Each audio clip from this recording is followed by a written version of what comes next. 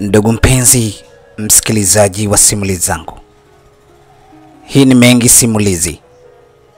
Karibu sana. Leo nakuletea simulizi nzuri sana, simulizi iliyotungwa na mtunzi Mr. Mengi baada ya kupewa story na mhusika kabisa wa Bwana Peter.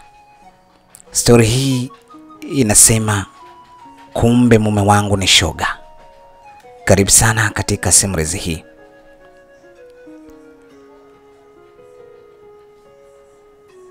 Kijana alikuwa anaitwa kwa jina la Peter. Alizaliwa mwaka 1984. Peter alipozaliwa, baada ya miaka miwili alipatwa na matatizo makubwa sana. Matatizo ambayo kwa mwanadamu wa kawaida lazima ya kusikitishe, kwani ni mazito mno.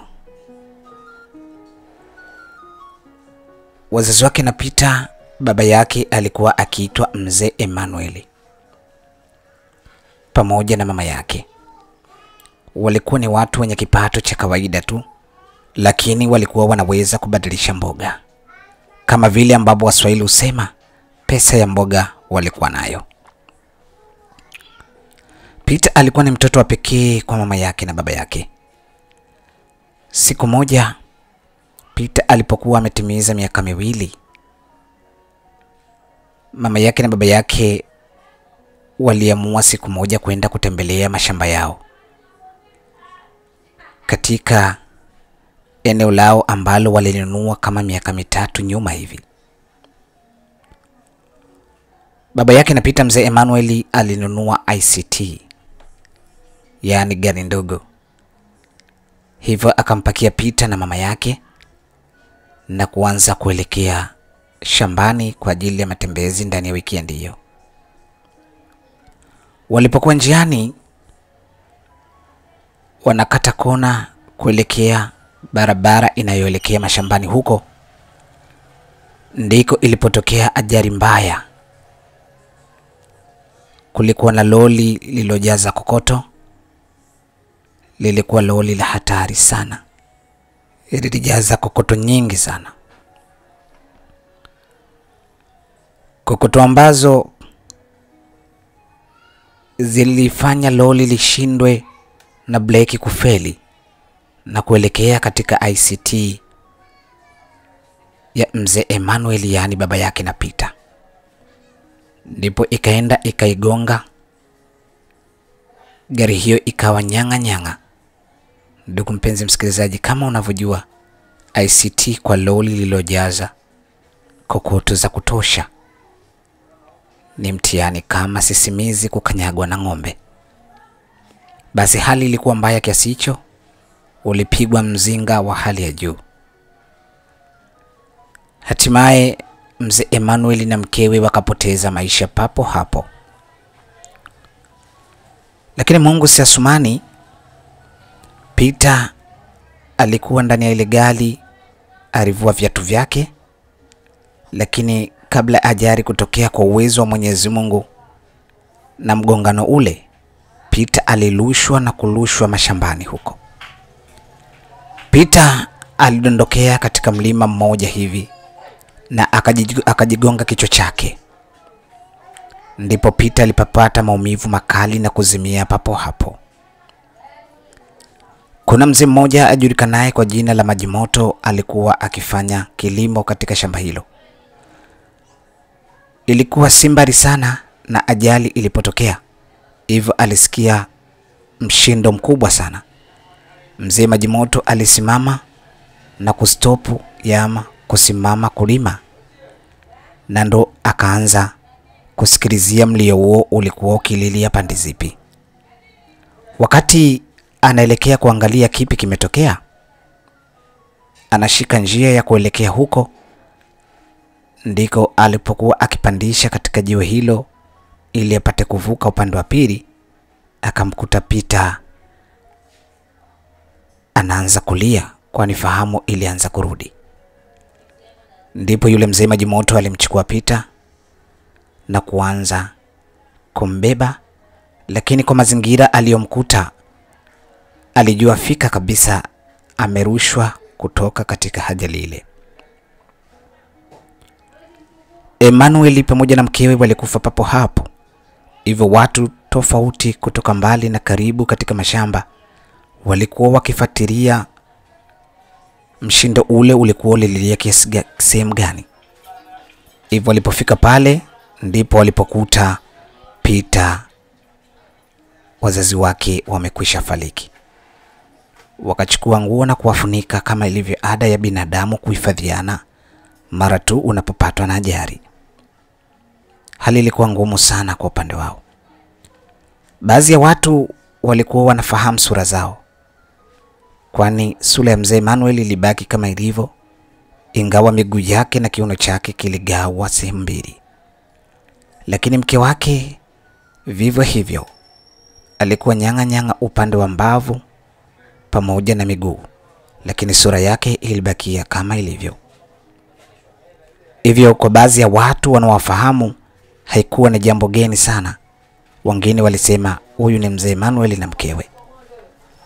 Lakini cha ajabu kilichokuwa kikiwashangaza watu wengi sana, walikuta viatu vya mtoto mdogo mure.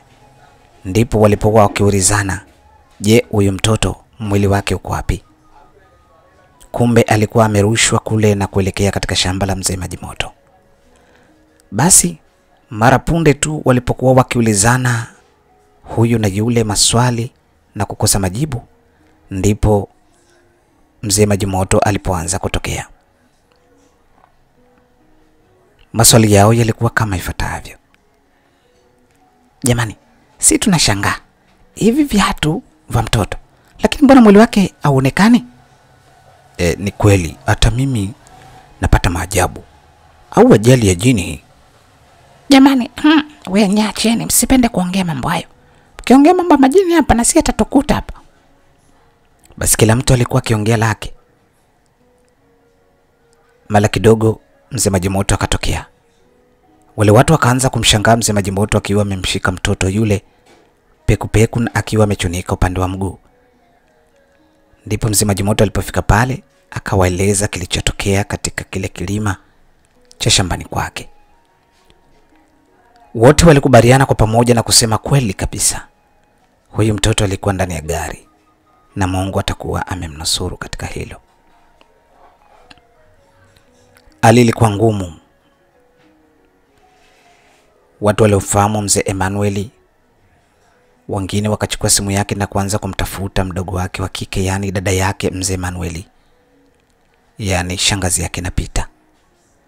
Walipopiga simu iliita lakini haikupokelewa. Lakini baada ya dakika kama 5 hivi ama 10 ndipo dada huyo ajulikanaye kwa jina la Lucy alipoipiga simu hiyo ya kakake. Alipopiga akakuta imepokea sauti nyingine kabisa. Alo? Alo? Nani? Kaka? Hapana, mimi sio kakako. Ila kakako yuko hapa, amepata ajali huku karibu na mashamba huku katika kijiji cha Mbweleni. Nani amepata ajali? Kaka yako mzee Emmanuel. Oh, toba. Mzima kweli huyo? Wewe njoo huku tu, chukua pikipiki huko, fanya haraka uje tu, lakini ameumia kidogo, njoo. Basi aliamua kumwongopea kwa sababu ashushe pressure yake. Basi yule Lucy alichukua pikipiki ya kukodi kama unavyojua tena. Alianza kutembea kutoka pale kwake kama maili kadhaa hivi kidogo ili kupata mji ambapo pikipiki zinapatikana. Ndipo Lucy akaelekea huko kwenda kuangalia ajali ambayo kaka yake amepata.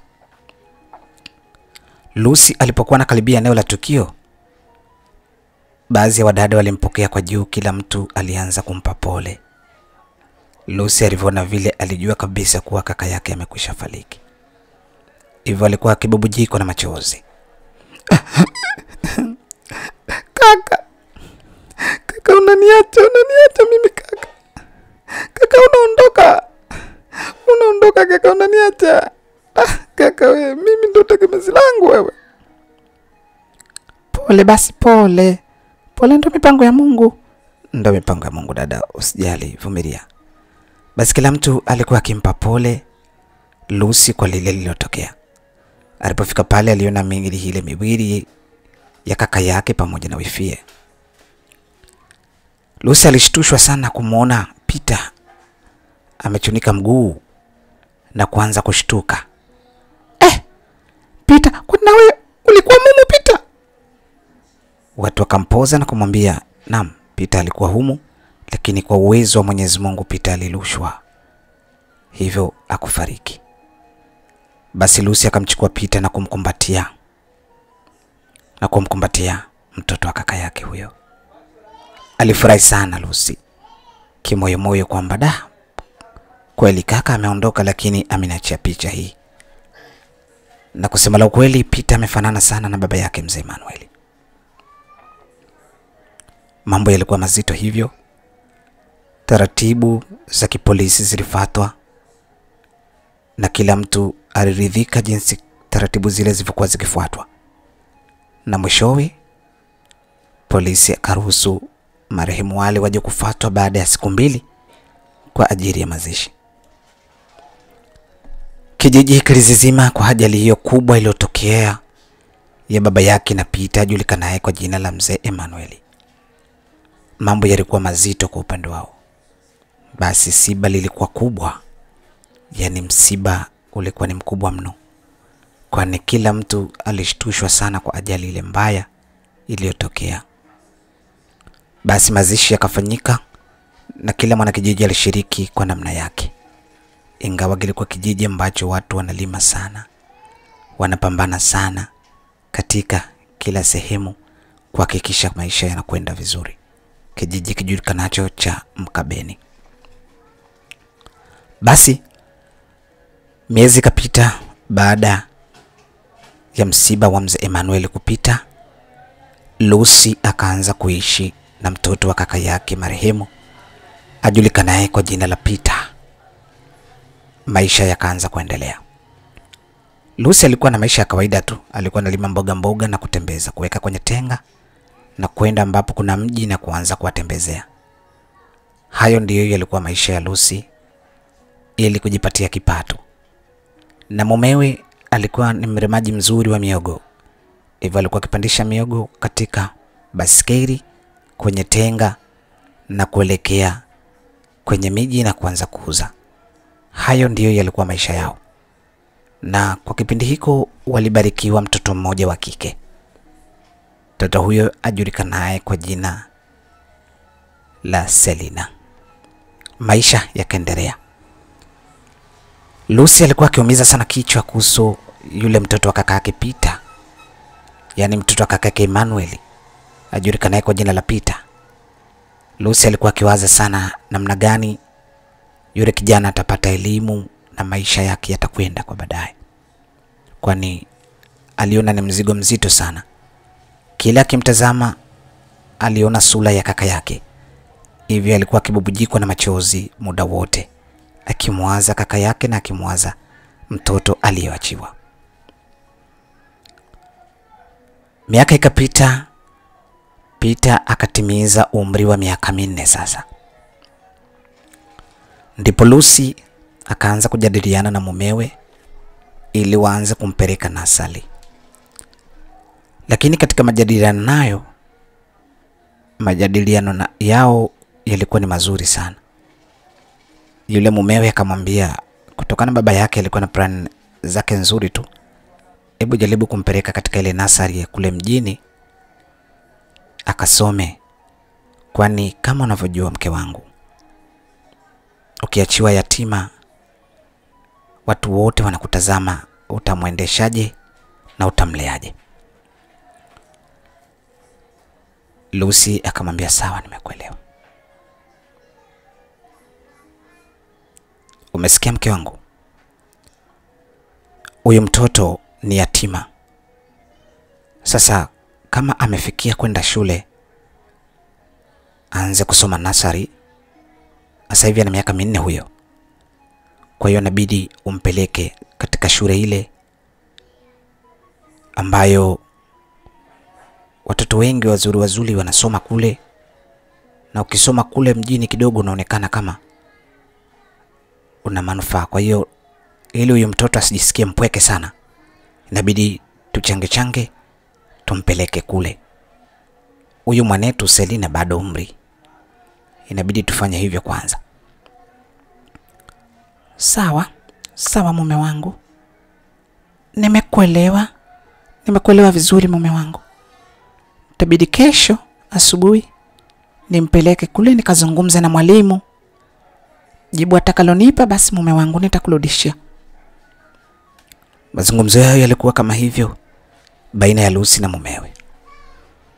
Mungu jali ya kesho yake asubuhi ikafika, ndipo Lucy akamchukua Peter na kumpeleka kule mjini. Alifika maeneo ya shule na kuanza kugonga eneo lile. Odi! Odi! Karibu. Odi mwalimu. Karibu dada Peter ofisini huku. Aya, asante. Habari za hapa? Salama, nikusaidie nini? Nimemleta mtoto huyu.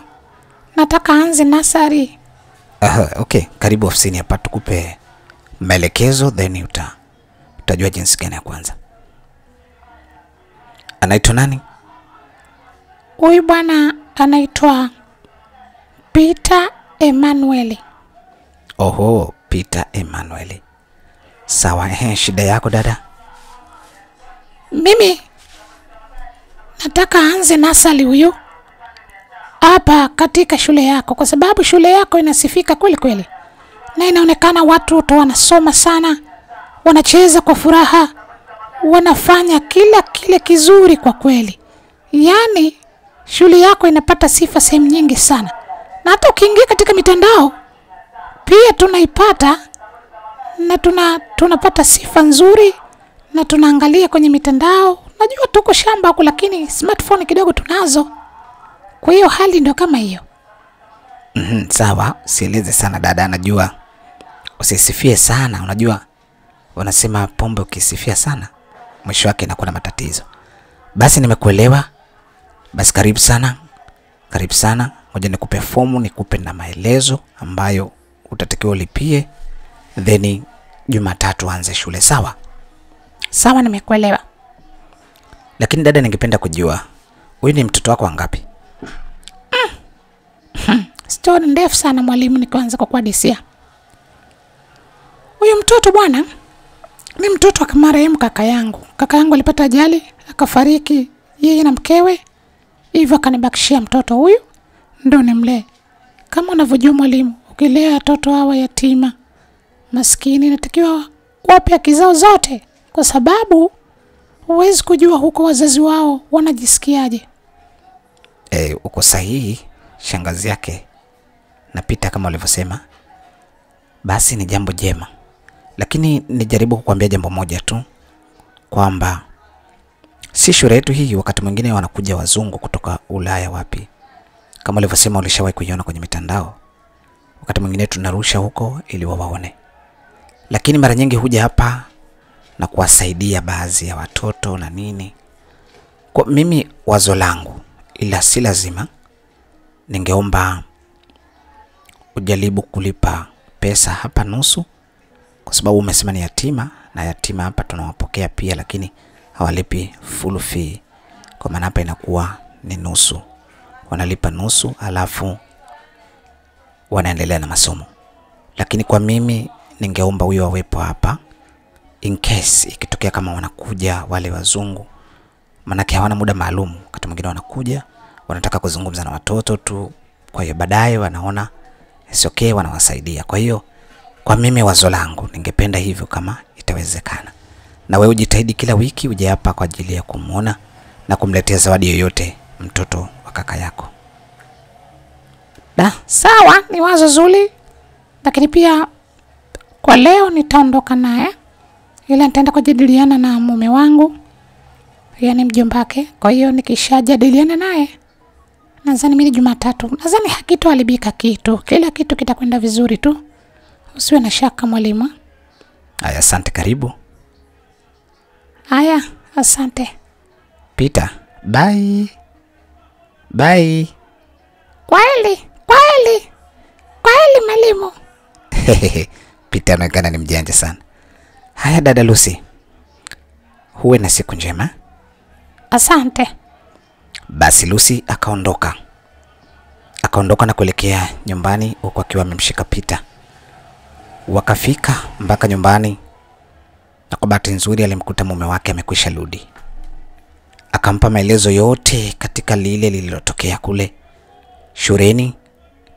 Mumewe akamwambia si jambo baya kwa sababu ni jambo la elimu, ni jambo la kawaida tu. Kikubwa unatakiwa tuwe makini kwamba kila wiki basi tuende tukamtazame anaendeleaje. Basi siku ikafika, Peter akapelekwa katika shule hiyo ya nursery kwa jina la hifadhi kwa sababu ni historia kweli. Basi Peter akaenda akapelekwa katika shule hiyo, akaanza masomo hapo na kuendelea na masomo. Shangazi yake na Peter akarudi na kuendelea na mambo mengine. Miezi kaenda na masiku yakaenda. Peter akawa ni mtu mmoja wa ajabu kweli kweli darasani. Walimu walikuwa hawapati tabu hata kidogo. Walichokuwa wakifundisha ndicho alichokuwa akikifanya. Peter alikuwa ni mwanafunzi bora kati ya wanafunzi wote pale. Peter alikuwa wa kwanza darasani na wa kwanza kwa wanafunzi wote waliopo pale ambao wanahusiana na darasa lake. Peter alikuwa anasoma baby class, lakini baada ya kusoma miezi 6 walimu waligundua hiki ni kipaji maalumu. Hivyo ndivyo walipoamua kumchukua Peter na kumpeleka middle class. Lakini Peter middle class alikaa ndani ya wiki moja tu. Wiki inayofuata Peter akaanza kama kawaida kuongoza darasa. Walimu walishangazwa sana na yale yote yaliokuwa yakitokea. Hivyo kila wikendi shangazi yake alipokuja wakati mwingine na mjomba wake kuja kumtazama, waliwapa feedback ya Peter, jinsi gani ana perform vizuri na jinsi gani Peter anajitahidi kimasomo. Shangazi yake Lucy alifurahishwa sana na alifurahi sana kuona Peter anafanya vizuri, kwani kwa upande wake ndiyo ilikuwa faraja kuona mtoto wa marehemu kaka yangu Emmanuel anafanya vizuri. Hiyo ndiyo ilikuwa matumaini yake katika maisha. Maisha yakaendelea. Peter akawa anaendelea kuwa anawaongoza pale darasani. Mungu si asumani, Peter akatoka middle class na akaenda pre-unit, yani darasa ambalo ukifaulu unaanza darasa la kwanza. Maisha yalikwenda hivyo kwa upande wa Peter. Ilikuwa ni siku ya Jumapili mida ya jioni hivi kama magharibi. Kulikuwa na mvua fulani hivi. Basi watoto huwa wanachukuliwa na kuwekwa sehemu fulani wakiwa wanafanya michezo ya kila siku. Wanacheza basketball, handball pamoja na mpira wa miguu, kwani kiwanja chao kilikuwa kimefunikwa vizuri, kilitengenezwa kwa msaada wa watu wa Marekani. Basi Peter kama kawaida yake, yeye katika michezo, Peter alikuwa anapenda sana kudance. Peter alikuwa anapenda sana kudance music.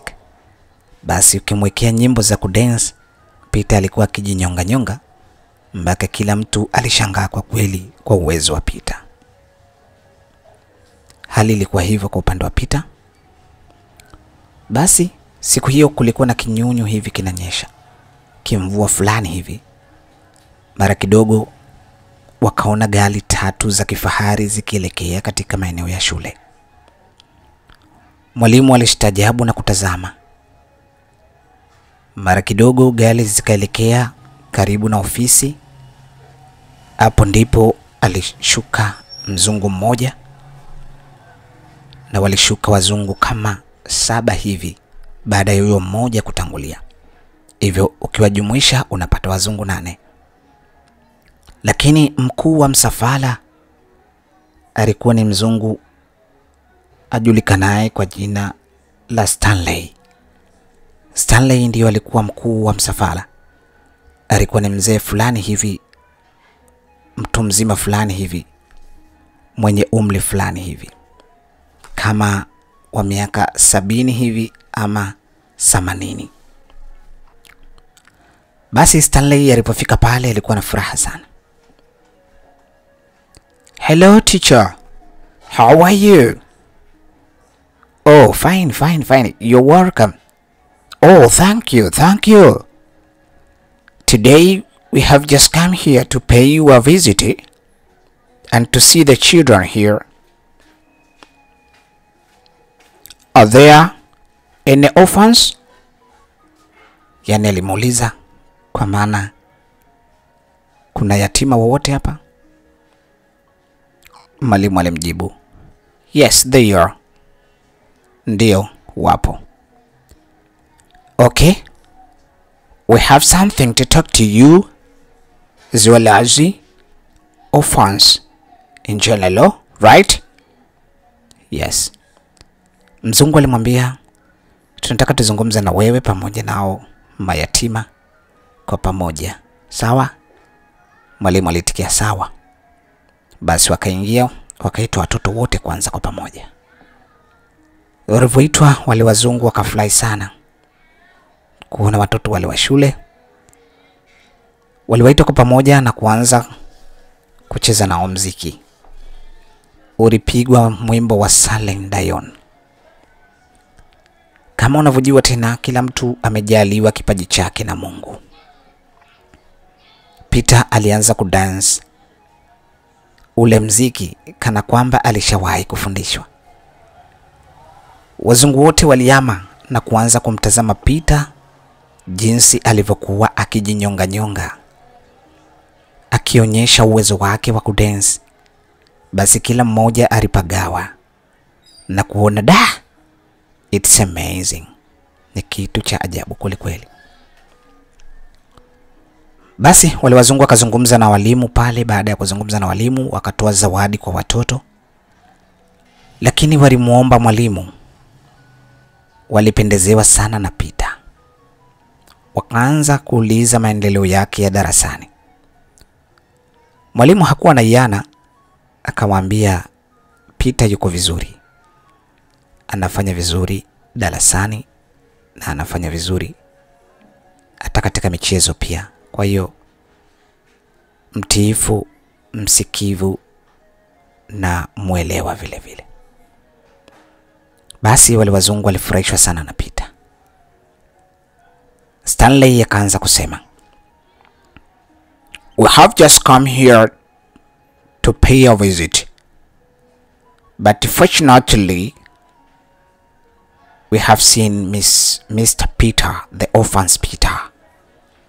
This Peter, we must go with him.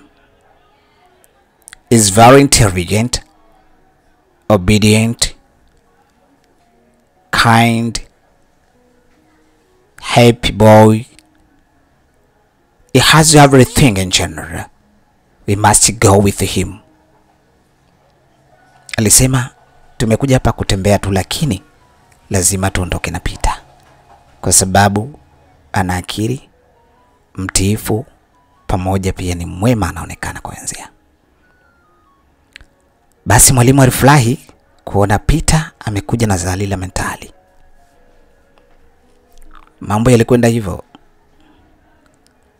Mwalimu alifurahi sana kwa kweli kuona sasa Peter amekuja na zali la mentali. Mwalimu alianza kumwambia mzungu kwa Kiingereza, "Yeah, sure you want to take Peter, but Peter is an orphan, and Peter, before coming here, he lived with his aunt. So we have to keep informed his aunt so that you can go with." Yani sawa, ni kweli mnataka kuondoka na Peter, lakini Peter kabla hajaja hapa alikuwa akiishi na shangazi yake. Kwa hiyo inapaswa tumjiuze shangazi yake kisha mnaweza kenda naye. Wazungu hawakupinga, walisema okay, hakuna shida, sisi tutakwenda hotelini na kesho yake tutakuja mida jioni baada ya masomo, ila tunaomba tumkute hapa shangazi yake. Mr. Stanley akachukua grupu lake la wale wazungu na kuanza kuelekea hotelini. Watoto walifurahi sana kucheza pamoja na wazungu kwa sababu ilikuwa ni ndoto ya maisha yao. Watoto wa shule hiyo walikuwa wakisoma Kiingereza vizuri na walikuwa ni watoto wa ajabu kweli. Lakini Peter alikuwa ni mtoto wa pekee. Basi wazungu wakaenda, na kesho yake ilipofika mida kama ile wakarudi.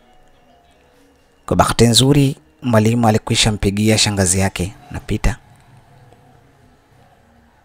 simu na kumwambia kwamba unahitajika huku. Mazungumzo yao yalikuwa kama ifuatavyo.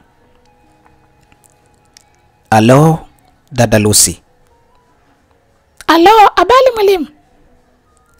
Salama, habari ya kwako? Nzuri. Mbona umenipigia saa hizi tena? Unanitisha vipi? Peter naumwa? Hapana, Peter haumwi. Ila Mungu ni mwema kwa sababu kama nilivyokuambia Peter akaya hapa.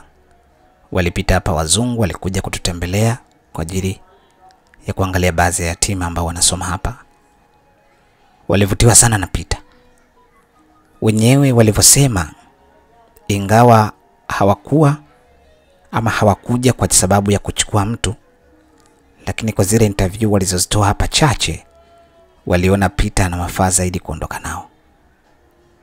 Kwa hiyo kitu ambacho wametuomba sisi kama walimu tuwasiliane na wewe ili kesho uje hapa kwa ajili ya kumkabidhi Peter kwa wazungu, ikiwezekana aende zake uko chini Marekani.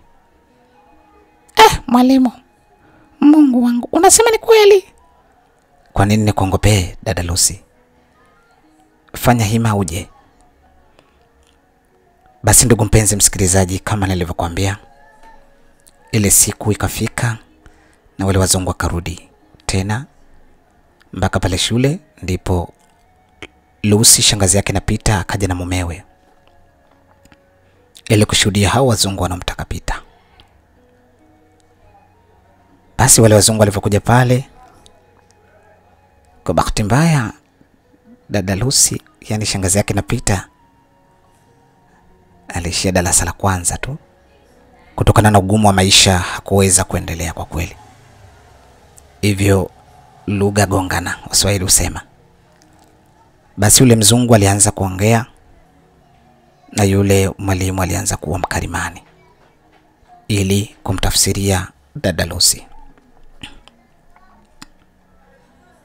Alianza mwalimu kumtambulisha. Yes, Mr. Stanley, here is Peter's aunt.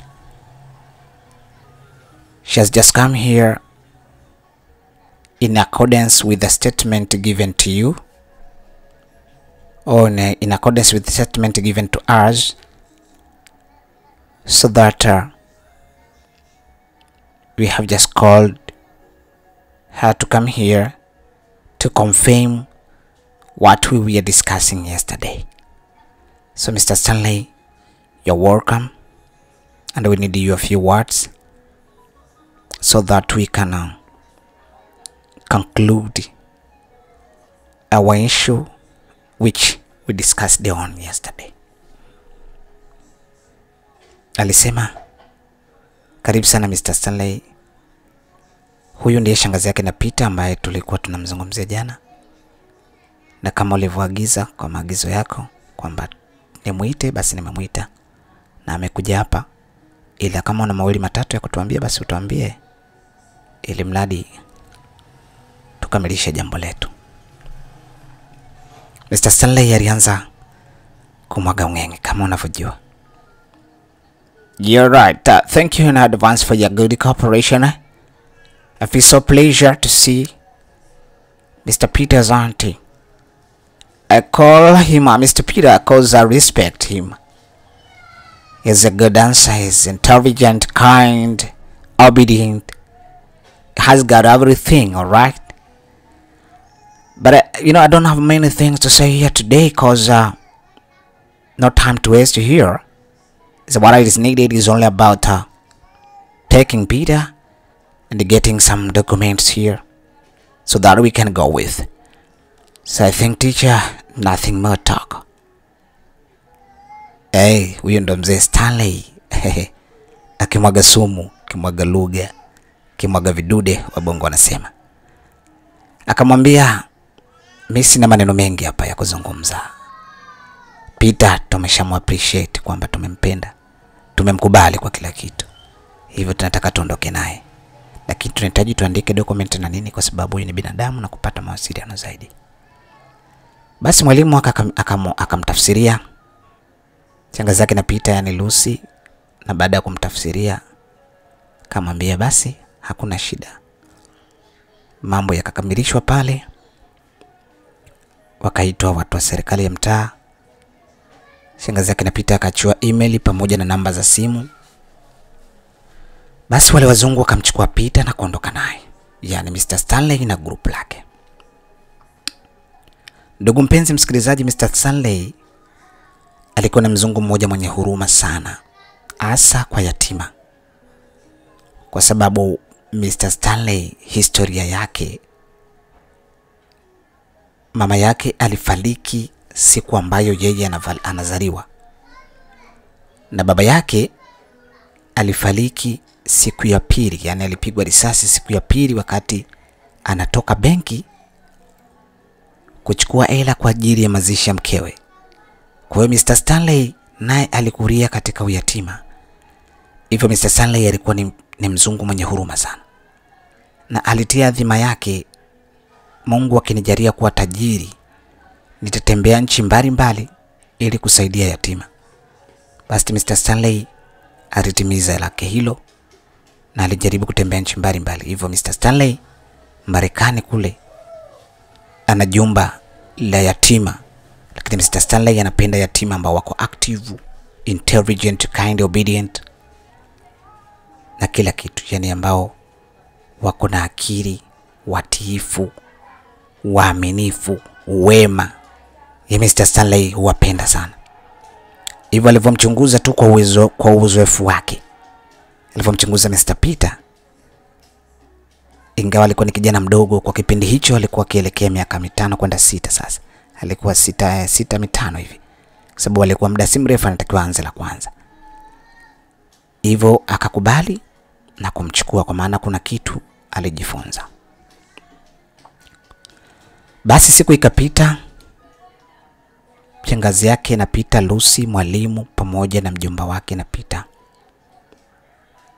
walialikwa kwenda airport Dar es Salaam. Kutoka kijijini walipakiwa na wazungu hao kuelekea katika airport ya Mwalimu Nyerere Dar es Salaam. Wakimshuhudia Peter akikwea pipa kuelekea Marekani. Ilikuwa mida saa 3 asubuhi walipofika airport. Lucy akimtazama Peter huku akibubujikwa na machozi kumkumbuka kaka yake Emmanuel. Lucy alitokwa na machozi sana. Lucy alilia kana kwamba Peter amefariki, kumbe alilia kwa machozi ya kumkumbuka kaka yake.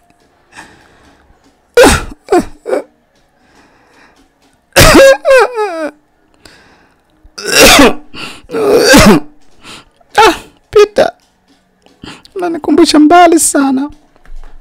Kumbucha mbali sana Peter. Mungu ni mwema. Peter, unaondoka kwenda kusoma. Mungu akubariki Peter. Mungu akupe kila lililo la heri Peter. Peter, nikumbusha kaka yangu na nikumbusha wifi yangu. Lucy alilia kwa machozi mazito. Kitendo ambacho hakikuwa cha kawaida. Machozi yake yalibubujika mpaka wazungu wakasogea na kumtazama huku akiulizana. Stanley akamwambia huyu alikuwa akimlea na wazazi wake Peter. Historia yake walikufa kwa ajali ya gari siku moja, Peter akiwemo humo. Wazungu wale walishangaa na kuona huruma sana. Basi wakaanza kumshushia madola pale. Lucy wakampa mapesa pale, dola na nini, pamoja na mwalimu akampa congratulation. Basi muda wa ndege umefika, safari ikaanza. Peter anaelekea Marekani sasa kuanza maisha yake huko. Lucy, mwalimu na mjomba wake wanarejea. Wamepewa pesa za usafiri na kila kitu. Fulu pale. Hakuna njaa. Basi ndege inayoyoma kuelekea Marekani, Mr. Stanley akiwa na kijana mdogo kabisa ajulikanaye kwa jina la Peter. Wakawa wanaelekea huko. Muda ulipofikia, ndege ikaanza kutua katika jiji la Marekani. Nchi kubwa kabisa, New York City. Kwa mara ya kwanza Peter anakanyaga New York City.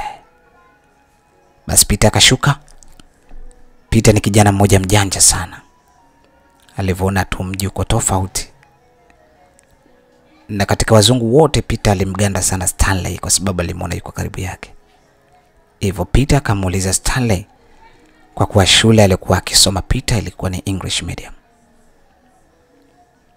Peter alikuwa anamuita Stanley grandpa, yani babu.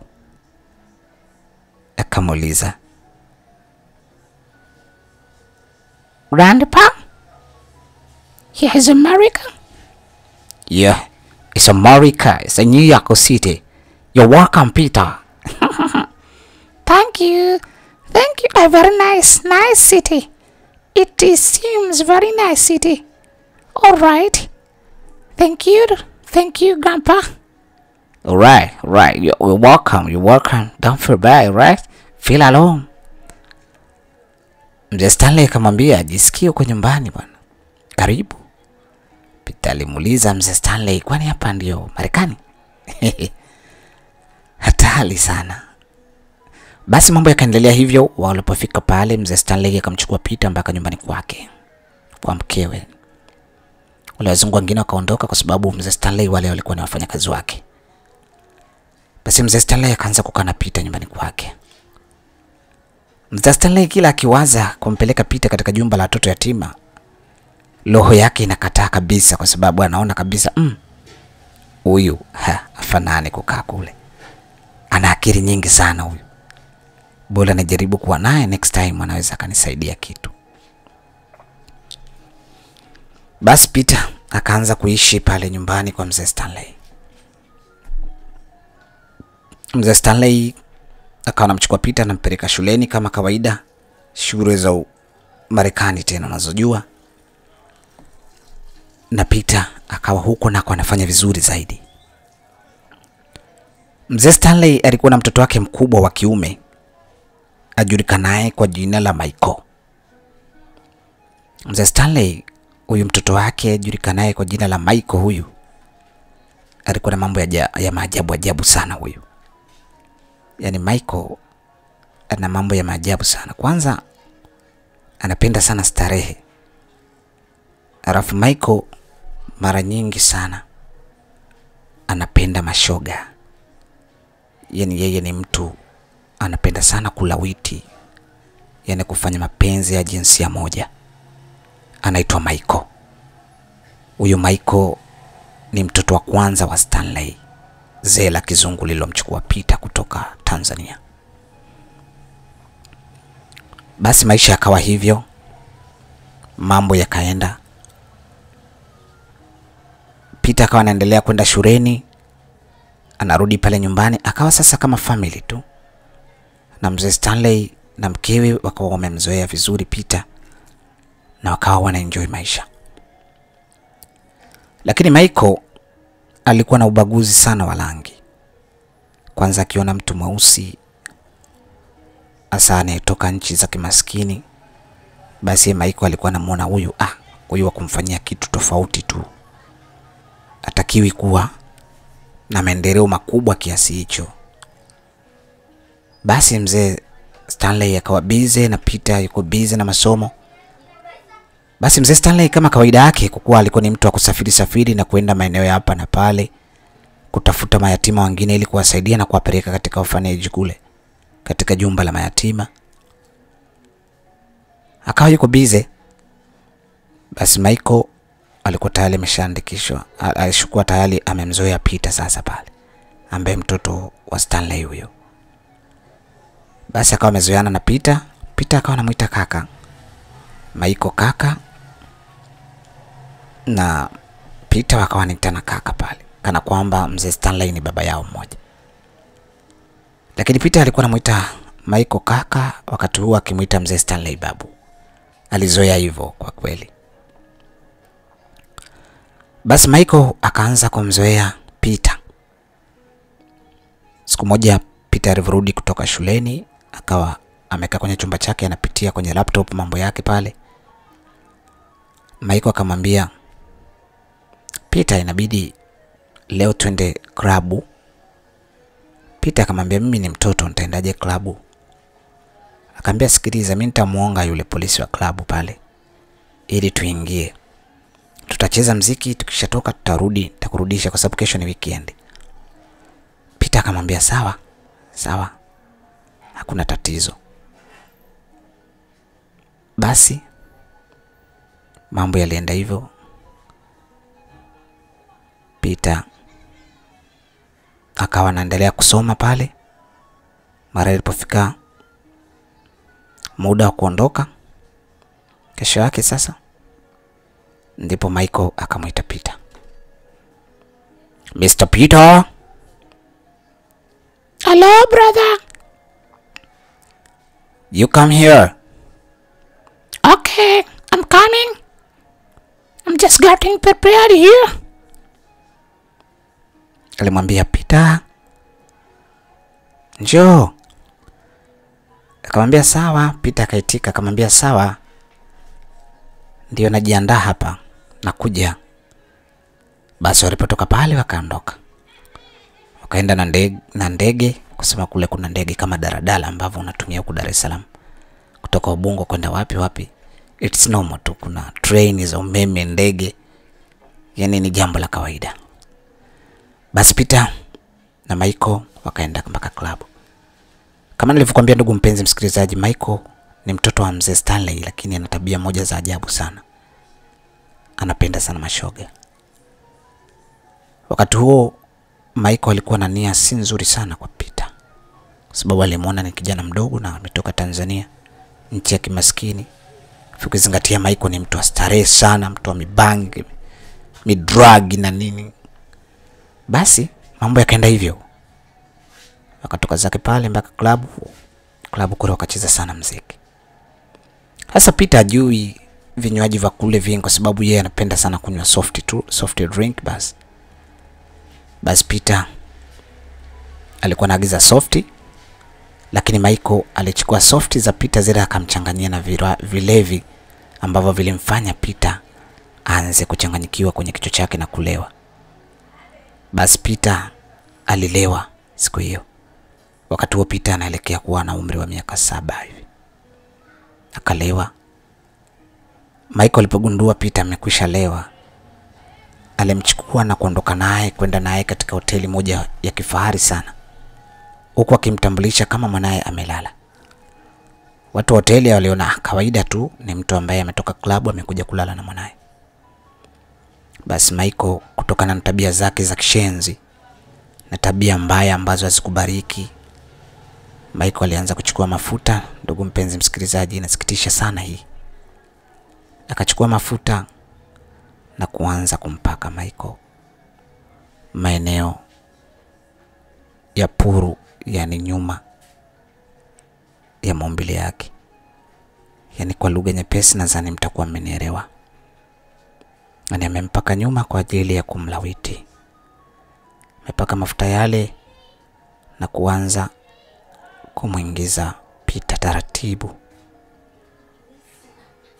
kutokana Peter alikuwa amekula drugs na alikuwa amezima, basi Michael alijikuta anafanya kile ambacho anataka. Alimfanyia hivyo, na baada ya hapo alivyomaliza haja zake akamfuta vizuri. Ni jambo linasikitisha sana. Hata mimi msimuliaji natamani nitoke na machozi, kwa sababu ni jambo zito na si zuri. Lakini sina budi, lazima nisimulie, kwa sababu nimesimuliwa niseme ili watu wajifunze jambo. Basi Peter ikamkuta hivyo. Yule Michael akaanza kufanya mambo yake pale. Alipomaliza akamfuta vizuri, akamvesha nguo zake.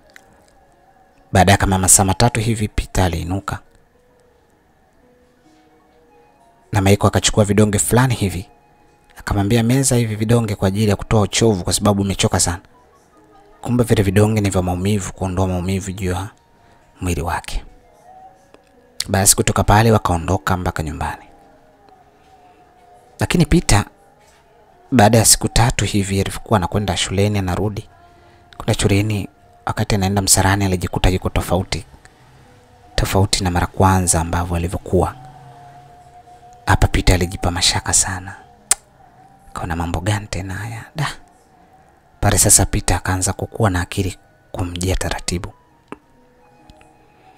Basi ikawa hivyo, Michael akawa anamchukua Peter kwenda night club, hivyo anampa dawa na kufanya haya mambo yake. Ikafika kipindi sasa Peter akawa tena apewi dawa kutokana na lile tendo alilokuwa akilifanya mara kwa mara. Alijikuta Peter anazoea tu. Michael anamuita na Peter anakwenda, kutokana na umri wake mdogo. Hajui, anaona ni mambo ya kawaida tu, kwa sababu umri wake hajui lizuri libaya. Yeye anajua tusoma chochote nitakachoelekezwa na mtu mzima basi ndio sahihi.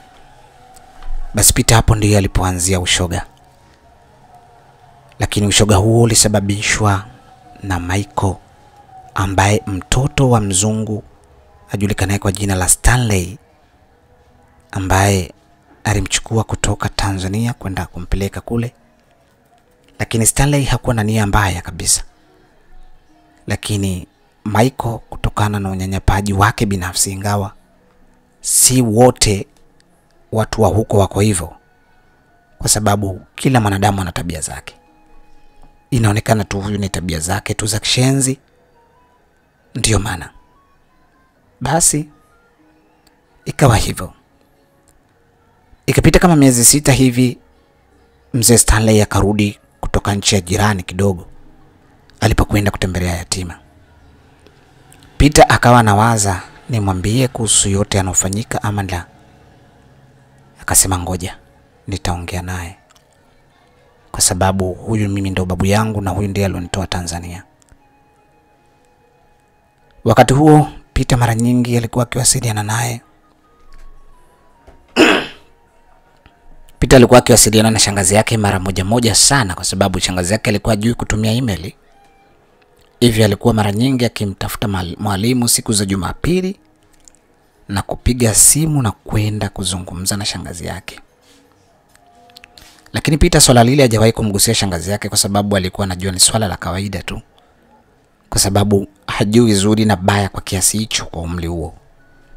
Hakuwa mjanja wa hivyo, kwa sababu hakulelewa katika mazingira hayo.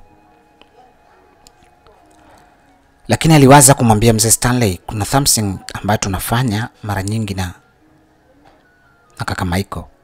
Ananiita na nipaka hivi, anafanya hivi. Alitamani kumwambia mzee Stanley, lakini akaona ngoja kwanza. Akawa anaendelea na masomo yake. Hivyo Peter akawa sasa ule mchezo amezoea. Akirudi tu kama watu nyumbani hakuna pale, anaingia chumba cha Michael. Maskini ya Mungu, Michael anafanya kile ambacho amezoesha. Vitu vingine vinasikitisha sana jamani. Lakini ndio hivyo, mzee Stanley hakuwa na nia mbaya, ila Michael mtoto wa mzee Stanley ndio mshenzi wa tabia. Basi mambo yakaenda hivyo. Ilipopita kama miezi 3-4 hivi, mzee Stanley akaanza kuumwa kutokana na alikuwa na umri mkubwa sasa. Alikuwa akielekea 90. Mzee Stanley aliumwa na kaanza kusitisha zile safari zake za kwenda baadhi ya mataifa ya Afrika, sehemu tofauti, kwa ajili ya kutembelea watoto yatima na kuwasaidia. Mambo yalikuwa mazito kwa kiasi kikubwa sana. Basi mzee Stanley kwa bahati mbaya Mungu alimchukua. Lakini siku mbili kabla ya kifo chake alimuita Peter pamoja na Michael pamoja na mkewe. Aliwaambia kwamba I'm a human being, have been created by God, and one day I must lose my life. My health is not okay at all. I'm near dying. If I die this time, don't leave Michael alone. Michael, don't leave Peter alone. Don't leave Peter alone. He's a kind boy,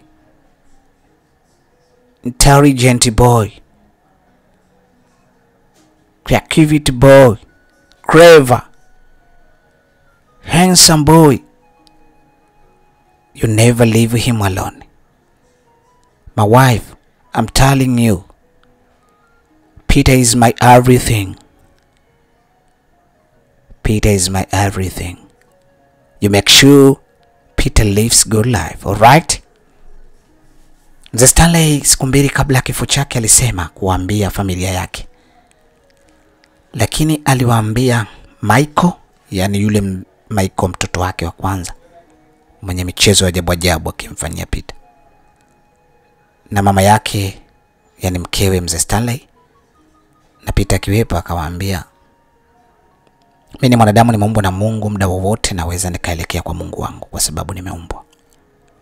Lakini naomba msimwache Peter akiwa pekee, kwa sababu ni mtu mwema, mzuri, hana shida yoyote. Hivyo mnapaswa kumzingatia na mnapaswa kumheshimu, kwa sababu ni mwaminifu, mwenye upendo, mtiifu, msikivu, ana kila kitu. Haya ndio maneno yalikuwa ya mzee Stanley. Baada ya siku mbili mzee Stanley akafariki. Peter alilia sana. Akachukua simu, akatuma email ya message kwa mwalimu ili ampe taarifa shangazi yake, na kumwambia huwezi kuja huko kwa sababu nauli ni kubwa sana, lakini ukijua yule mzee aliyenisaidia amekwisha fariki, lakini nimeishi naye kwa uzuri sana. Basi Peter akawataarifu hivyo nyumbani, na huku Tanzania wakaanza kuweka msiba na kumuombea yule mzee kwa sababu alikuwa na moyo mzuri sana. Basi Peter akaanza kuendelea kuishi na brother yake Michael pale, mtoto wa kwanza mzee Stanley. Na lile toto ni shenzi kweli. Michael yeye kazi yake anapenda tu kuwafanya watu mashoga, ndo akili yake. Mambo yakaenda hivyo, ndugu mpenzi msikilizaji. Mambo yakaenda, wakawa sasa mchezoni ile ile. Peter akawa sasa ameona ni hali ya kawaida, amezoea tena. Lakini miaka ikaenda, Peter amekuwa mkubwa sasa na elimu yake kubwa kabisa. Mke wake na marehemu mzee Stanley naye alikuwa anaelekea ukingoni kwa uzee. Siku moja akamwita Peter, akamwambia Peter, mume wangu ameniambia mengi ukiachana na yale ambayo alisema siku ile, lakini nina jambo nataka nikwambie. Mume wangu ameniambia mzee Stanley, robo ya utajiri wetu ni kukabidhi wewe Peter, lakini Michael asijue na mtoto wangu mwingine yule ambaye yuko Uingereza asijue. Sasa basi nikikukabidhi wa utajiri, robo ya utajiri wetu nikikupa wewe, mimi Michael mwanangu namjua, anaweza kukupiga bastora akakuwa. Cha kufanya nitakapokupa, tufanye jambo moja tu, kwa sababu mimi umri wangu umekwenda na muda wowote naweza nikafa. Kwa mimi nitakupa utajiri, lakini nitajifanya kana kwamba naenda kufungua kampuni Tanzania. Tutakwenda mara moja. Tutakapokwenda kule ndipo nitakukabidhi kampuni, tutaisajili pamoja, nitakupa na pesa nyingi. Nitakupa kama bilioni 8 hivi. Ingawa si robo ya utajiri wetu, lakini nitakupa bilioni 8. Nitakupa magari 80 kwa ajili ya kampuni. Nitakupa mashine za jambo letu ambalo tunataka kwenda kulifanya kule. Nitakununulia full package. Lakini akaunti yako nitakupa bilioni 80. Alafu kitu kama hicho nitakupa bilioni 80. Sio 8, nitakupa bilioni 80. Alafu nitakupa na mali zingine. Alafu tutaenda kufungua kampuni kule, ila mimi nitaondoka na wewe ili Tanzania tukafanya hilo, ili nikukabidhi. Kwa sababu mimi nikifa huku hautopata chochote, na mzee Stanley ameshakufa na alishaniambia mambo mengi sana kuhusu wewe. Ameniambia nikusaidie, kwani maisha yako hayana tofauti kubwa na maisha yake. Kwani yeye kama nilivyokuhadisia na kama alivyokuambia kwamba mama yake alikufa siku ambayo yeye anazaliwa, na baba yake alifariki siku ya pili akitoka benki kwa ajili ya kuchukua pesa za mazishi. Alipigwa risasi. Hivyo Stanley alipewa historia hiyo na kuanza kuwahurumia sana mayatima. Hivyo nawe unapaswa ujue hilo. Nitakufungulia kampuni kubwa, lakini usisahau mayatima kama ambavyo wewe umelelewa. Peter akasema asante, nitashukuru sana bibi, kwa sababu hilo ambalo nataka kulifanya ni jambo kubwa na mimi siwezi kulipinga. Basi masiku yakaenda. Alipofika mwezi mmoja, yule mkewe na mzee Stanley ambaye ni bibi kwa kule Marekani, ni bibi yake na Peter sasa, akaandaa kila kitu. Akamuita Michael na kumwaga, kumwambia na kwenda na Peter mara moja akatembee Tanzania kwa shangazi zake na mjomba wake. Alimwambia, Alamako, we wanna go to Tanzania to see Michael's aunt and uncle, the scores Michael started before. So I'm going with Peter. Michael alitikia, sawa. Bibi alimwambia tunaenda na Peter kuwasalimia mjomba wake na shangazi yake pamoja na mwalimu katika ile shule ambayo alisoma. Wakati wote na Peter amekuwa na umri mkubwa sasa. Ana miaka kama 22 hivi sasa. Peter tayari amepevuka, lakini tayari ameshakuwa ni shoga. Aliyemsababisha kuwa shoga ni Michael, mtoto wa mzee Stanley. Basi Peter akakwea ndege na bibi yule wakaja Tanzania kwa ajili ya kufungua kampuni. Kwa kuwa mwalimu alipata taarifa na shangazi yake pamoja na mjomba, na ilikuwa ni miaka mingi, walikusanyika kwa pamoja na kuelekea airport Dar es Salaam. Ndipo walipokuwa wakimsubiri Peter akirudi Tanzania for the first time, kwa mara ya kwanza akitokea Marekani. Kama unavyojua tena, maisha mazuri hayamkatai mtu. Peter amekuwa bonge la mtu, akibeba nondo na nini, handsome boy. Lakini maskini ya Mungu ndo hivyo, sio riski, yani shoga. Acha tu ndugu yangu. Story hii ukisikiliza, ndugu mpenzi msikilizaji, wakati nahadisiwa nalitokwa na chozi, lakini mwenyewe alinisisitiza sana. Na si mwingine alionihadisia ni Peter akiwepo na shangazi yake.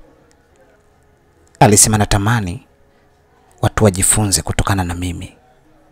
Hivyo Mr. Mengi au Mengi Simulizi, nakupa simulizi hii kwa kuwa najua utaifikisha kama ambavyo mimi nimekuhadithia. Na mimi nilimrekodi, nikaisikiliza na nikaidelete kwa sababu sikutaka nisikie maumivu makubwa haya. Hivyo mimi najaribu kukupa yale ambayo yalimfika Peter. Basi Peter akaelekea kule.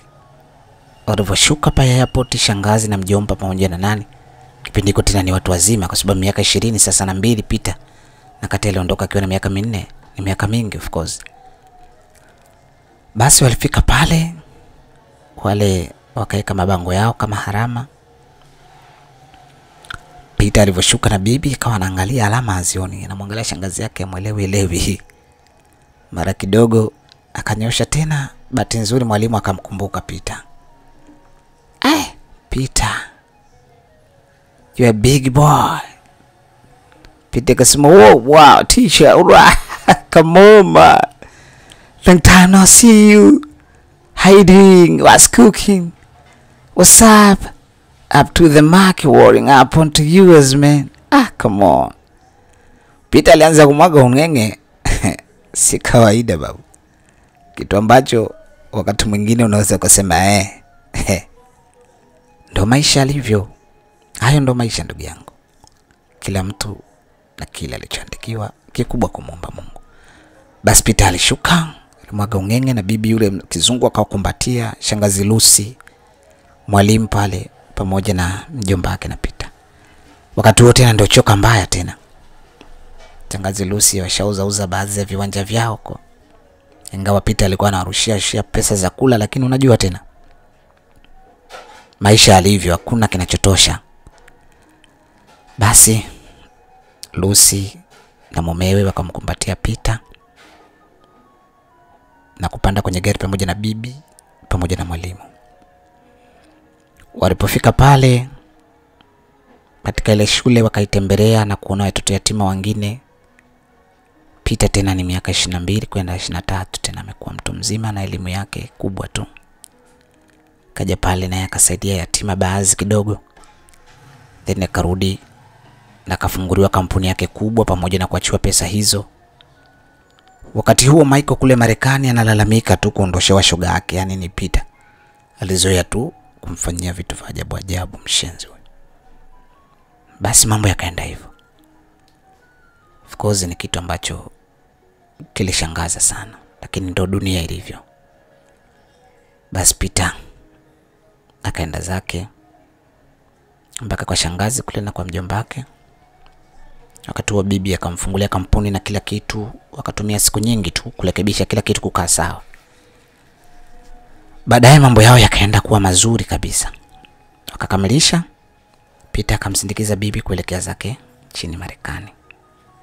Na Peter akabaki hapa na shangazi yake. Akiwa na kampuni kubwa, ni tajiri mkubwa. Amejenga jumba moja la kifahari sana, na majumba mengine na magari ya kifahari. Peter alipoona maisha ya shangazi yake yalisikitishwa sana. Hivyo alimwambia shangazi yake ampatie eka moja, si kumpa yeye bali ampe amtengenezee jumba la kisasa. Shangazi huyo alitengenezewa jumba la kifahari sana. Jumba ambalo katika kijiji kile lilikuwa ni gumzo na kuitwa Lucy Bopari, yani Lucy tajiri. Walimshangaa kwa kweli Lucy kwa wema aliofanya juu mwanae huyo Peter, mtoto wa kaka yake marehemu Emmanuel. Basi Lucy akatengenezewa bonge la jumba, akaishi na mumewe humo. Na wakati huo Peter akamkuta dada yake yule mtoto wa shangazi yake Lucy, aliyekuwa anaitwa Selina. Alimkuta amekuwa mdada fulani hivi. Akamwambia, wewe utakuwa manager katika kampuni yangu. Selina akapewa blush kidogo, ingawa alishia form 4. Then akawa naye manager pale katika shule ile, katika kampuni pamoja na mali zingine za bwana Peter. Peter maisha kama mazuri kabisa.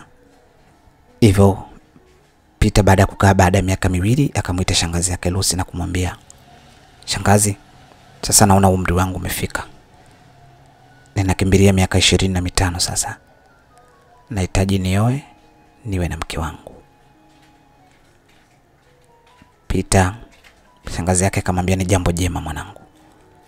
Kwa kuwa umesoma, una elimu yako, una utajiri wako, mimi sidhani kama kuna haja ya kusubiri, kwa sababu haya ni maisha. Na wewe pia unahitaji maisha yako na mambo yako yawe mazuri zaidi. Basi wakakubaliana hivyo. Peter akasema sawa. Ikapangwa shughuli pale. Peter alipata msichana mmoja mzuri sana, mrembo sana kweli kweli, ajulikanaye kwa jina la Josephine. Peter alipata mpenzi huyu Josephine siku ambayo Peter alipokuwa akielekea Kigamboni kutafuta eneo la kutengeneza hoteli kubwa ambayo ipo katika beach. Ndipo alimkuta Josephine kama chief cook pale katika hoteli fulani hivi. Hivyo Josephine ana Kiingereza fulani hivi kitamu. Hivyo Peter alivutiwa na kuhisi kama yuko Marekani. Wakaanza mahusiano, walipendana. Josephine alimpenda sana Peter, lakini hakutambua kwamba Peter huko alikuwa ni chakula, yani alikuwa ni shoga huko aliyosababishwa na Michael, mshenzi wa tabia, yule mtoto wa mzee Stanley. Basi kutokana Peter juu ya hali yake aliyokuwa nayo, alikuwa anampenda sana Josephine. Na Josephine hakugundua chochote kwa sababu Peter alikuwa mzima, anafanya kazi vizuri tu. Basi ikafungwa ndoa, maisha yakaendelea. Maisha yao yalikuwa matamu kwa sababu hakuna kutembea na mguu hapo. Josephine alinunuliwa Range Cruiser moja matata sana. Baba yake na Josephine alijengewa nyumba moja ya hatari na kununuliwa gari ya kutembelea. Josephine aliokota dodo chini ya mpela kwa kweli. Basi lilifanyika harusi la kifahari kwa shangazi yake na Peter.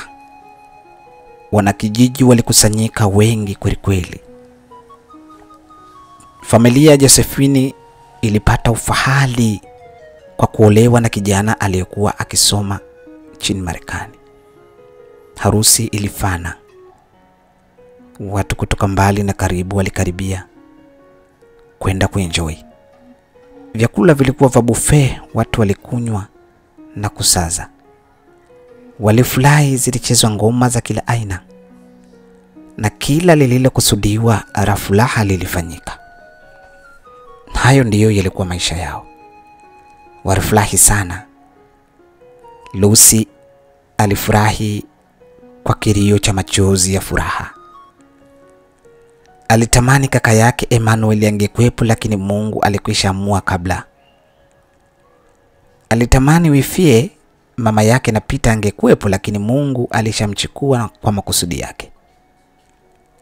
Lakini yote hayo hayakuweza kuwepo, lakini furaha ilikuwepo. Furaha ilikuwa ni kubwa mno. Harusi, wanakijiji walifurahi na kila mmoja alimshangaa Peter. Na baadhi waliosoma na Peter walimshangaa Peter kwa kung'aa, kuiva kama dodo. Na baadhi yao walikuwa wakienda kuomba msaada. Peter alikuwa hana yana kwa kuwa alijua haya ndiyo maisha. Basi maisha yakaendelea hivyo. Peter na Josephine maisha yao yakaanza sasa ya kuishi pale katika jumba lao la kifahari. Mapenzi yakaendelea, Josephine na Peter mke na mume. Maisha sasa yanaenda. Maisha kaendelea, wakiendesha kampuni zao na Mungu aliwajalia walipata mtoto mmoja wa kike. Ajulikanaye kwa jina la Teresia, of course, yeah, Teresia. Basi mwenyewe Peter alikuwa anamuita Teddy. Alimkatisha. Maisha kaenda hivyo. Basi wakaishi, miaka ikaenda. Sasa Michael kule alikuwa sasa anahangaika kule Marekani kuona mbona Peter arudi? Yaani baba lake alirudi kwa sababu alishazoea kumfanyia kitu kibaya. Alimwanzisha tangu dogo mpaka alishamzoea, kwa hiyo aliona kabisa huyu ndio anafaa kuwa mimi mke wangu. Michael mshenzi sana huyu. Afanani kabisa na tabia za mzee Stanley baba yake marehemu. Hatari sana. Michael akawaza, akaona tampataje mimi? Kwa kuwa alikuwa na email, akawa anawasiliana naye, kuchat naye katika email na nini, huko akimkumbusha mambo ya Marekani na nini. Sasa Peter kama unavyojua tena, Peter akawa yale mambo alishazoea kusema ule kweli, alafu Tanzania hakutaka watu wajue yuko hivyo. Basi akawa anaongea na email na Michael kule Marekani ili afanye safari awe anakuja huku baada ya miezi 3 anakuja. Anamfanyia jambo lake alafu anaondoka. Basi Michael akafunga safari kutoka Marekani na kuja Tanzania. Peter akamwambia mkewe kwamba mtoto wa marehemu yule babu yangu marehemu wa Kimarekani yule mzee Stanley atakuja, hivyo twende tukampokea airport. Josephine kwa kuwa alipata historia nzuri ya Peter juu ya maisha yake, alijua kweli hao ni watu wema kabisa. Ngoja twende tukawapokee. Basi wakaenda mpaka airport. Wakampokea Michael kwa furaha. Michael akamkumbatia Peter pamoja na mkewe. Basi wakafurahi, wakapanda kwenye gari na kuja katika nyumba ambapo Peter anaishi. Basi ilipofika mida, mazungumzo yalikuwa marefu sana. Kila mtu yuko busy na laptop huku akizungumza mambo ya Marekani na nini. Josephine akaona kweli mume wangu ni kibopa na anajuana na wazungu. Makelo Michael limepanda, of course ni zungu kweli, sio zungu wasiwasi. Basi Josephine akamwambia sawa, mume wangu endelea kuzungumza na rafiki yako, naona mna hamu siku nyingi. Mimi ngoja nikae. Kaendelea na mambo mengine, akawakaribisha chakula. Wakapata chakula. Ilipofika muda sasa wa kwenda kulala, ndipo Michael alipomwambia mkewe kwamba huyu rafiki yangu, najua wazungu wamezoea kulala chumba kimoja wanamume na nini, hawana shida kutokana na mambo mengi wanazungumza. Naomba tu leo nilale na mgeni wangu Michael. Wewe utaenda kulala kule kwenye sebule na nini. Josephine akamwambia sawa, si jambo baya. Wewe lala naye tu. Basi Michael akalala katika chumba na yule Peter. Kama ilivyoada tena, Michael ndiye aliyemfundisha Peter michezo ya ushoga. Basi Michael kwa ushenzi wake akaanza kula mambo yake. Ndugu mpenzi msikilizaji, unajua mimi nikisimulia sehemu hii inaniuma sana kwa elimu alikuwa nayo Peter, alafu kufanywa mambo haya, lakini hakujua chanzo lilikuwa ni utoto tu alikuwa nao. Hakujua na umaskini ndio tatizo. Hakujua kabisa maskini. Basi akaanza kuendelea kufanya ile michezo yao wanaofanyaga.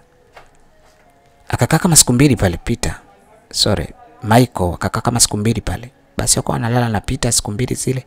Akaridhika. Zeni wakaenda kusindikizana airport pamoja na Josephine kule kama mkewe na Peter. Michael akaondoka. Michael sasa akawa amenogewa na ile hali. Akakaa kila baada ya miezi 2 anakuja mambo na yakuwa ni yale ya kulala chumba kimoja siku 3. Sasa Josephine akawa sasa anashikwa na mashaka. Huyu mimi mume wangu mbona simuelewi sasa? Au huyu ni shoga kutoka Marekani, mume wangu huyu anatembea naye huyu. Mbona akija kila siku anataka lale naye tu, kwa nini? Josephine hakujua shoga ni mumewe. Yeye alijua shoga ni Michael.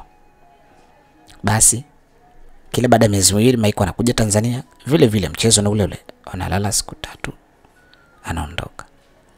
Sasa siku hiyo Josephine ambaye mkewe wa Peter aliposikia Michael anakuja kutoka Marekani, akasema ngoja sasa nifanye kitu.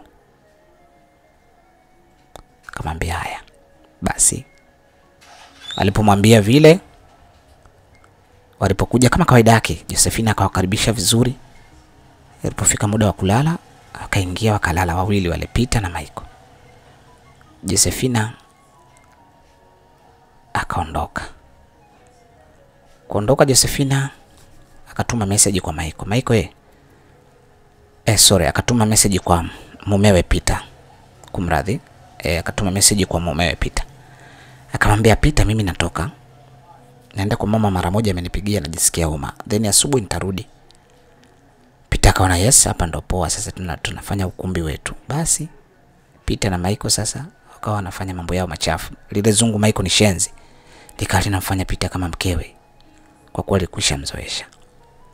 Basi Josephine kaenda kamwadisia mama yake ile story. Lakini kikubwa Josephine alikuwa na hofu kubwa sana. Na hofu yake ilikuwa inawaza kwamba mumewe ndiyo mwenye michezo ya kuwafanya wanamume vile. Ndio hofu yake. Hivyo akaenda kumhadithia mama yake mambo yote ambayo mumewe yule mzungu akija yanofanyika. Mama yake akamwambia, sikiliza nikwambie mwanangu. Si unalala chumba ambacho mnacholala nyinyi wewe na mumeo Peter? Basi fanya jambo moja. Jambo la kufanya la msingi, fanya jambo moja muhimu sana. Wewe asubuhi wakitoka tu wale, wewe ingia kule chumbani uanze kufagia, utaona tofauti.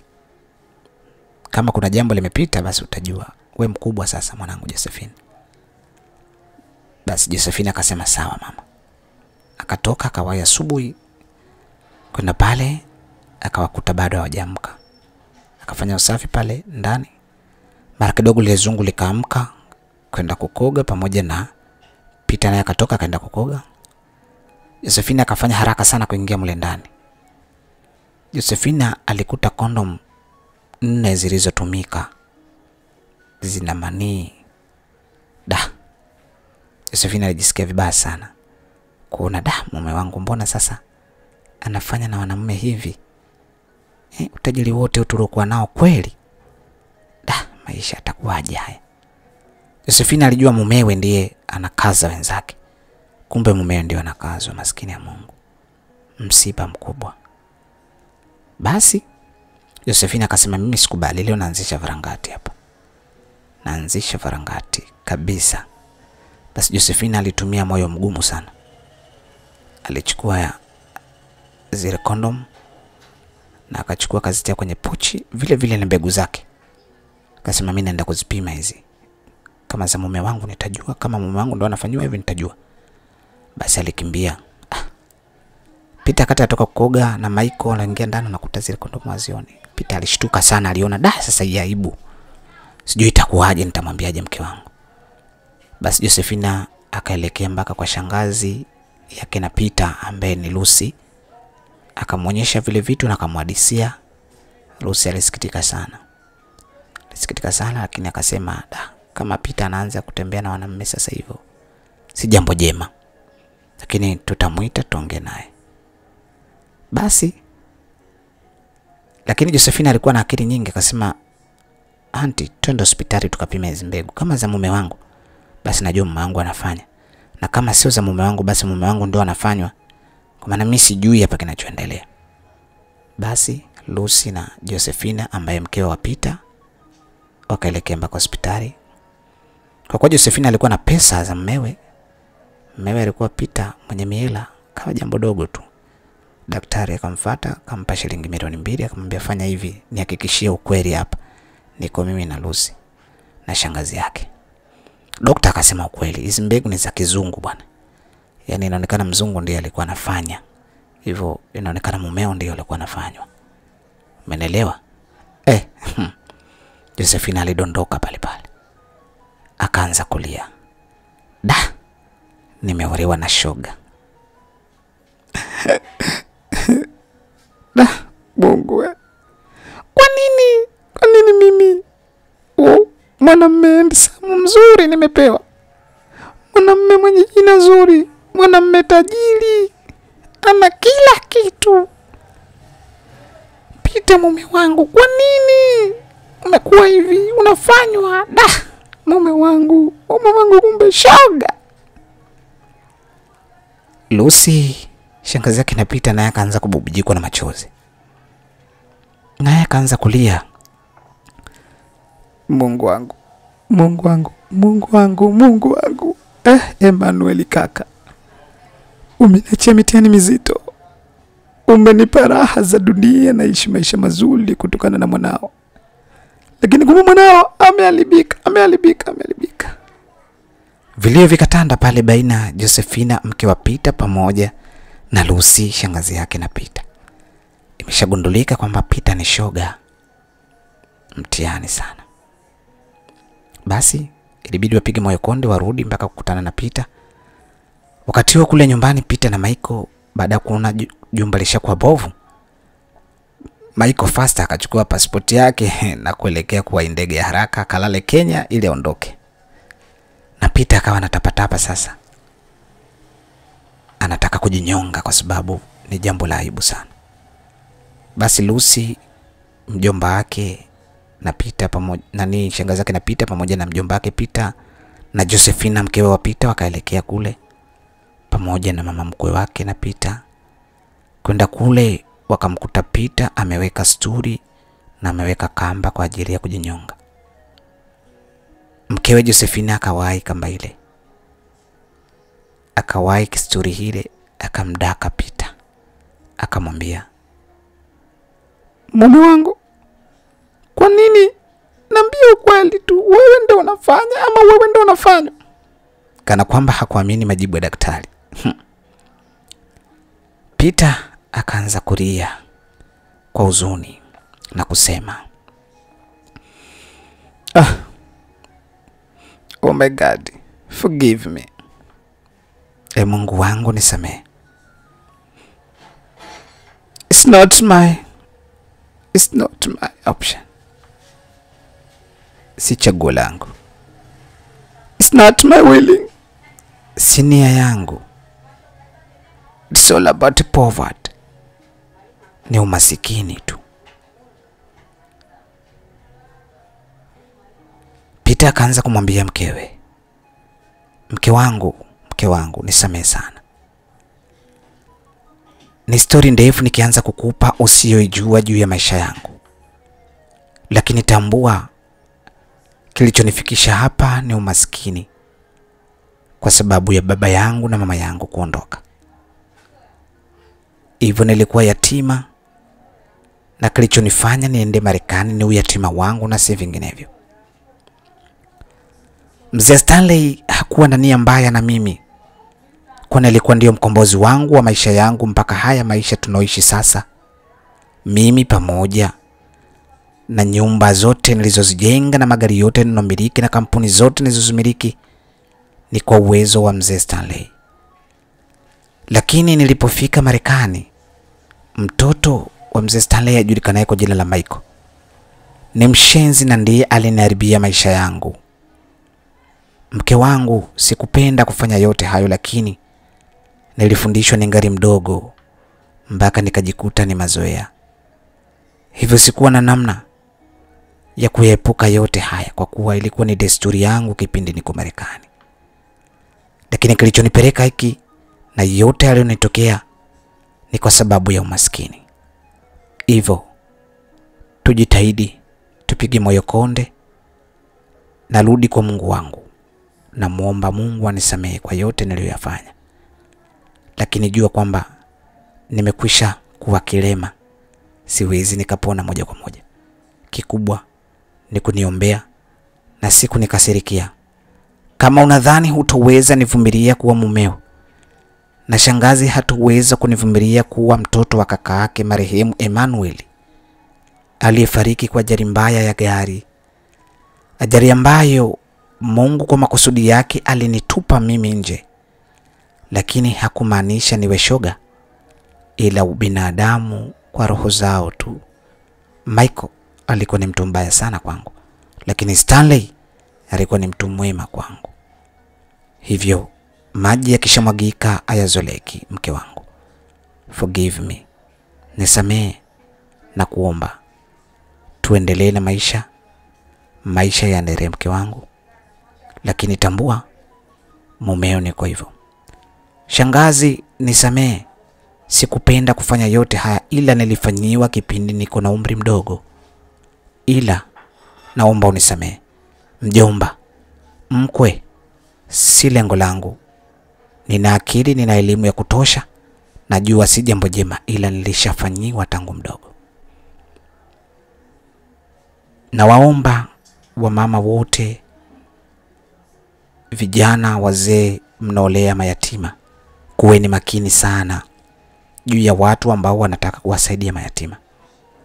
Wengi wao hawana nia mbaya, lakini hao wanaowakabidhi ama wanaokwenda kuishi nao pamoja hawana nia nzuri, kwa kudhani kwamba mayatima hao watafilisi mali zao, hivyo wanaona bora waharibie future zao. Nisikilize ndugu mpenzi msikilizaji, tujifunze jambo juu ya hili lilomtokea Peter, mimi naomba sana sana, naomba sana mnisamee na tuwe makini juu ya hote haya. Asante. Mimi ni Mengi Simulizi na msimulizi wako najulikana kwa jina la Mr. Mengi aka Kisiki. Asante kwa kunisikiliza.